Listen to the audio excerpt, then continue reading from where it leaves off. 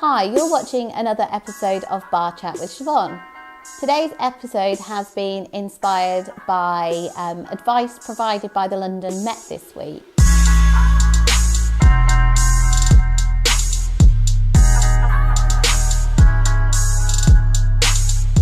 Since February, approximately 10 women have reported being sexually assaulted in the Cricklewood area of London. In light of these reports, the police have decided to advise women not to wear headphones in the local area. Straight away, this has attracted a lot of negative responses on social media, in particular Twitter. So some of the professionals working in this field decided to highlight the fact that this could be considered as victim blaming and could promote rape culture. So some of the concerns raised included that actually it doesn't matter what a victim is wearing when they're sexually assaulted. Whether they're male or female, the problem lies with the perpetrator, not the victim. And whether they wear a short skirt, tight trousers, a pair of headphones, realistically, it's not really going to make a big difference to whether they are targeted or not. Also, another area of concern is that if the police do provide guidance like this, it can actually make people feel more uncomfortable about coming forward. And as we've seen with recent Me Too campaigns, a lot of people do hold onto these secrets for quite a long time and fear coming forward because they're worried they won't be believed. So actually, it's really important that we avoid anything that could be even seen as victim blaming. So some people understandably argued that actually it is helpful to have advice to help us stay safe. For example, sometimes the police may provide advice to avoid being mugged, for example. However, my big concern is the way that it was released. What the police could have done is provided some guidance that would protect everybody and make everyone aware of the risks when wearing headphones. Anyone wearing headphones is going to have less self-awareness and awareness of their surroundings when walking down the street if they can't hear everything. So they might not hear, say, a vehicle approaching them or an individual who may intend on causing them harm or taking their property, for example.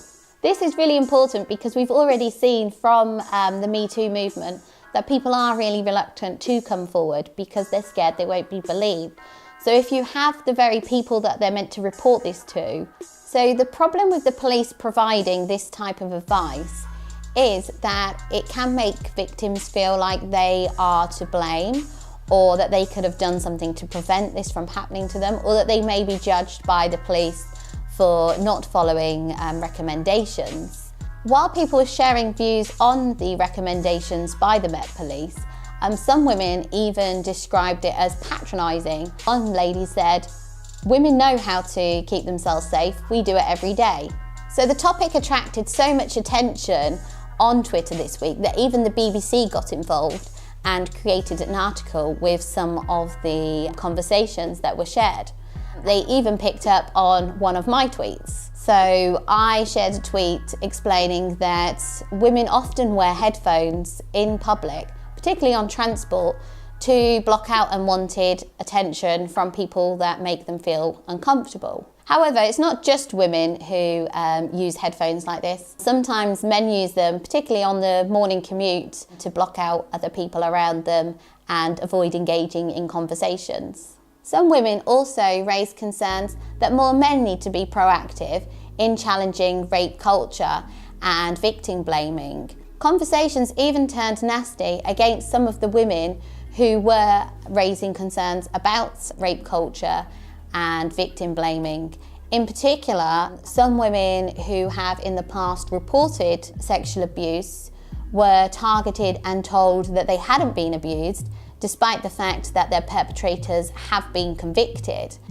I was actually quite shocked at the level of harassment and abuse that these women received just for speaking out about something which they clearly were telling the truth about and that they had evidence to support them in the conviction of their perpetrators. The Met Police could have provided this information in a way which was more sensitive and also in a way that could have assisted a wider audience in staying safe. And I hope that everybody goes away from this today thinking about ways that they can make survivors feel more safe and less judged in coming forward to share their experiences of abuse. Because if we've learned anything from historic grooming cases and from recent Me Too campaigns, abuse can only thrive in an environment where victims feel silenced and judged.